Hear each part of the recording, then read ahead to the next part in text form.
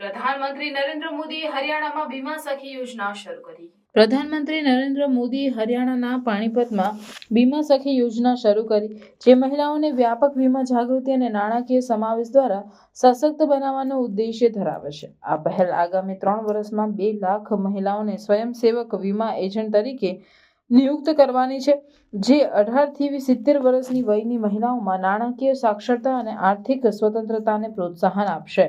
આ કાર્યક્રમ દરમિયાન પીએમ મોદીએ સામાજિક સુરક્ષા અને ગરીબી નાબૂદી માટે વીમાના મહત્વ પર ભાર મૂક્યો. તેમણે પ્રથમ બેચના બીમા સખીઓને નિમણૂક પ્રમાણપત્રો વિતરણ કર્યા અને મહિલાઓના સશક્તિકરણ માટે સરકારની પ્રતિબદ્ધતાને હાઇલાઇટ કરી.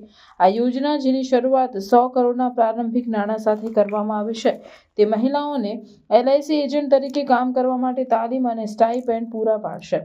સાથે સાથે પીએમ મોદીએ કરનાલમાં મહારાણા પ્રતાપ હોર્ટિકલ્ચરલ યુનિવર્સિટીના મુખ્ય કેમ્પસ માટે પાયાની પથ્થર મૂકી 65 એકર વિસ્તારમાં ફેલાયેલું અને અંદાજે 421 કરોડના ખર્ચે બાંધવામાં આવનાર આ કેમ્પસ હોર્ટિકલ્ચર ક્ષેત્રમાં સંશોધન અને શિક્ષણ પર ધ્યાન કેન્દ્રિત કરશે.